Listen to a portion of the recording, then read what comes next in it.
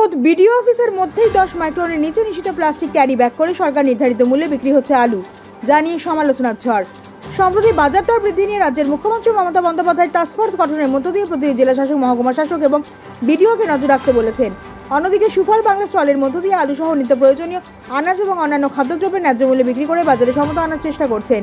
খোঁজ খবর নিচ্ছেন কালোবাজারি এবং মজুতদারদের সম্পর্কেও। সম্প্রতি আলুর দাম 28 টাকা বেঁধে দেওয়ার পরে অ্যাগ্রো ইন্ডাস্ট্রি থেকে প্রতিটা ব্লকে সমষ্টি উন্নয়ন আধিকারিকদের তত্ত্বাবধানে স্বনির্ভর গোষ্ঠীর মহিলাদের দিয়ে তা সাধারণ মানুষের কাছে পৌঁছানোর ব্যবস্থা করা হয়েছে। স্যার, বাজার দর নিয়ন্ত্রণ ব্যবস্থার জন্য আপনি উদ্যোগী হয়েছিলেন এবং তারপর যে স্বয়ংবর গোষ্ঠীগুলো রয়েছে তাদের একত্রিত করে এবং সেইভাবে সুফল বাংলা স্টল করে আলু বিক্রি করছেন 28 টাকা কেজি।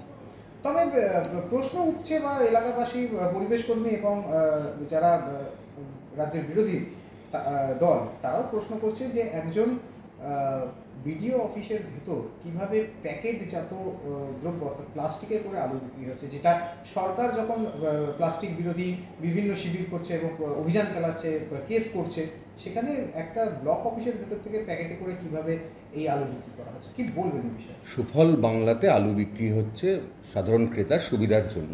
পশ্চিমবঙ্গ সরকারের অধীনস্থ অ্যাগ্রো ইন্ডাস্ট্রির ওখান থেকে আলু এসছে, স্বনির্ভর দলের মেয়েরা এখানে বিক্রি করছে। স্বভাবতই তারা বাজারে গিয়ে ফুটপাতে কোথাও বিক্রি করতে পারবে না বলে আমার অফিসের সামনেটা তাদের স্টল করে দেওয়া হয়েছে। স্টল নয়, অস্থায়ী একটা ব্যানার টাঙিয়ে টেবিল পেতে তারা বিক্রি করছে।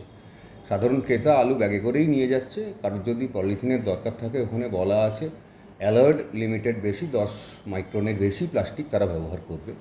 আর প্লাস্টিকে করে প্যাকেটজাত দ্রব্য বিডিও অফিসে কখনো বিক্রি হয় না। আমাদের এটা বিক্রয়পণ্য দ্রব্যের জায়গা নয়। কিন্তু যে প্যাকেটগুলি দেখা যাচ্ছে সেগুলি তো বেশিরভাগ মানুষই বলছে বা পরিবেশ কর্মীরাও বলছে সেগুলি মানে যেই সার্কুলার রয়েছে বা যেই নিয়ম রয়েছে সেই নিয়ম বহির্ভূত, মানে এগুলো মানে পরিবেশের জন্য ক্ষতিকর। বুঝতে পেরেছি। প্লাস্টিক বিরোধী অভিযান আমি নিজেও করেছিলাম। বাজারে প্লাস্টিক নিষিদ্ধ করার জন্য আবেদন করতে গেছিলাম। এদেরকে বলা ছিল 10 মাইক্রনের বেশি প্লাস্টিক ব্যবহার করার জন্য অথবা খদ্দেরকে তার ব্যাগে দেওয়ার জন্য। যদি এটা হয়ে থাকে তাহলে সংশোধন করে নেওয়া যাবে। এই সামান্য অজুহাতে 28 টাকায় মানুষ আলু পাচ্ছে, এটা আটকানো যাবে। তাহলে পরবর্তীতে অবশ্যই সংশোধন হবে, অবশ্যই। কথা ছিল যারা আসবে ক্রেতা তাদের ব্যাগে দিয়ে দেবে।